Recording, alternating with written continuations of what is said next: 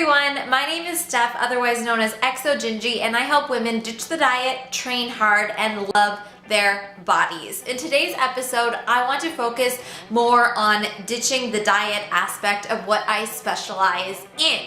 If you are familiar with me and what I talk about, I really focus on women who are restricting food when they don't need to be, or they're restricting and doing obsessive exercise because they're obsessed with it. They're obsessed with looking a certain way, they're obsessed with calorie counting and really disordered eating.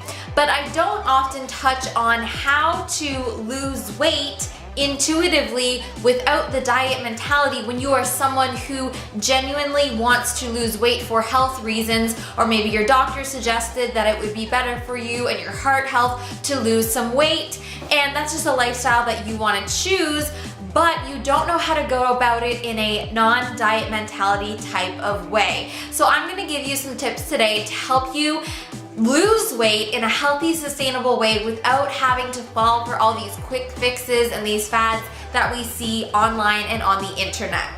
So the first thing I want to tackle is rejecting the diet mentality. If you don't know what the diet mentality is, it's the concept that there are good foods and bad foods. It's the concept that you should only eat this or you should only eat this. Eating and you're not honoring your hunger, you're kind of restricting foods, you're not listening to your body.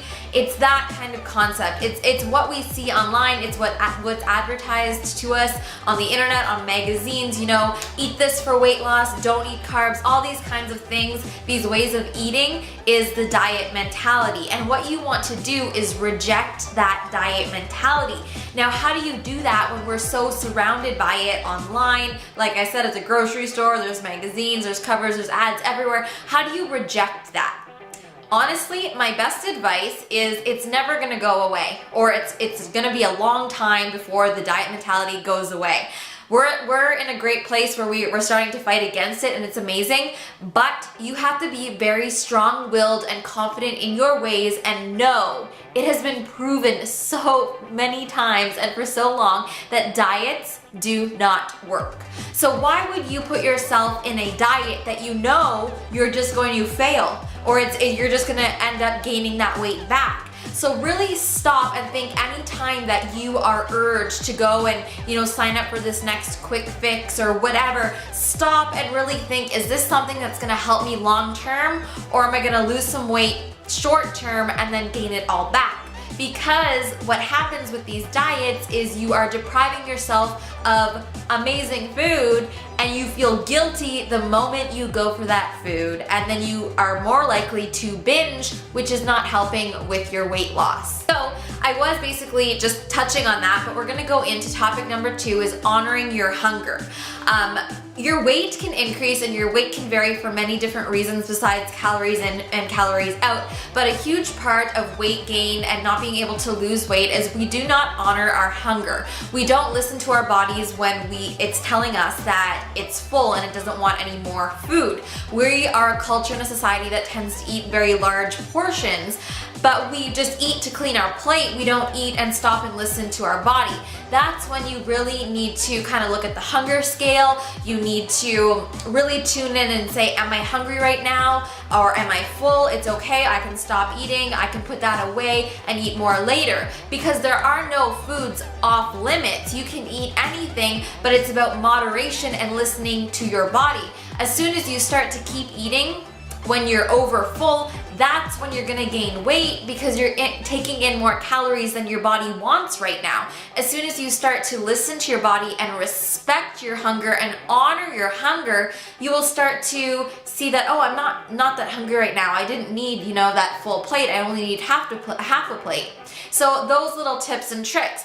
Also, with honoring your hunger is knowing, and I mentioned this before, that no foods are off limits. Respect what your body wants to eat right now. Even if it's a carb that's claimed by diet culture that it's not good, you can still eat it. It's about portion control. Next, you need to think about your emotions. Are you honoring your emotions outside of food, or are you trying to feel good and deal with these negative emotions by eating food? Because I'll be honest with you, eating food is amazing. It makes us feel good.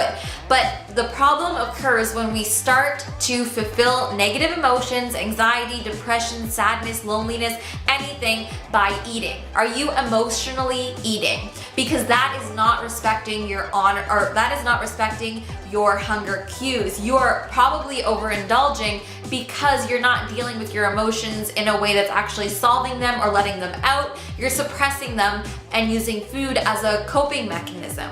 So what do you do instead? Again, you need to stop and think before you eat. A lot of people, this is the biggest thing with the clients I work with, they say they come home from work super stressed and they just go to the kitchen and eat, and they're not thinking. And I'm like, well, what's going on? Like, what are you stressed about? And they're like, oh, I'm stressed from the work today, or I'm stressed from tonight and family and all these issues.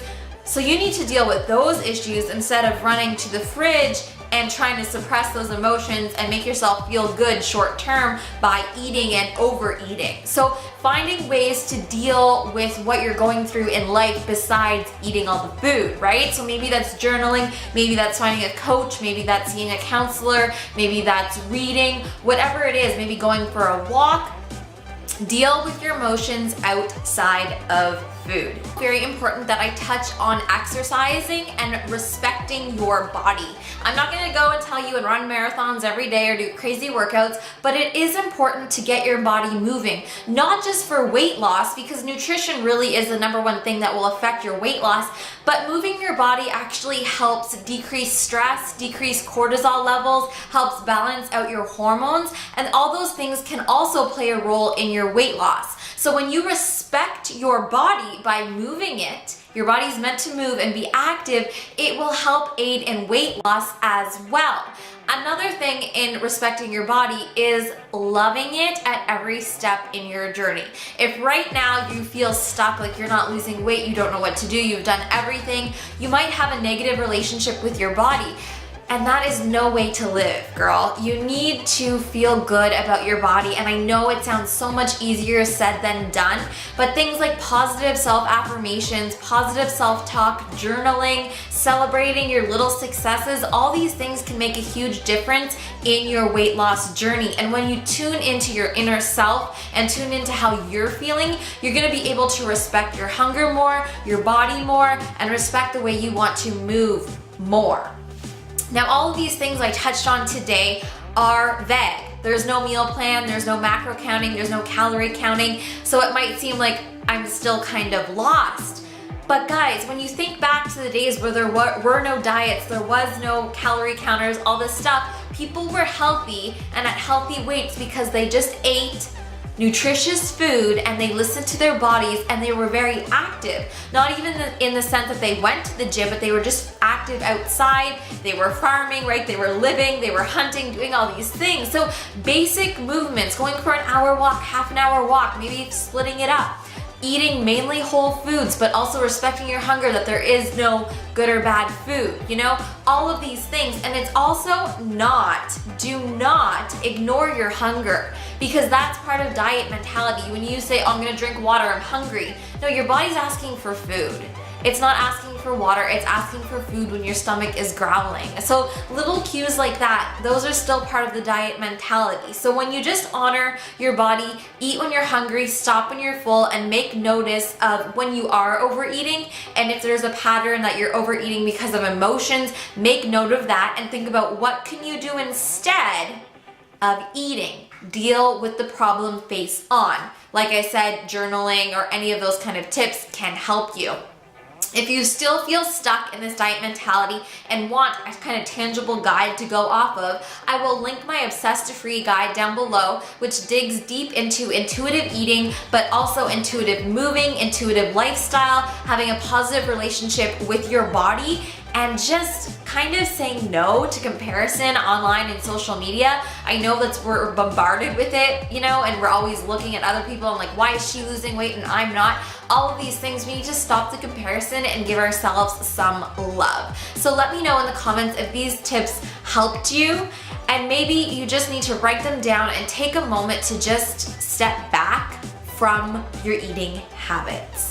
Let me know in the comments your thoughts on intuitive eating and losing weight, and maybe this is the start of your journey, and if this helped you, I'm so glad it did. I will see you in the next episode.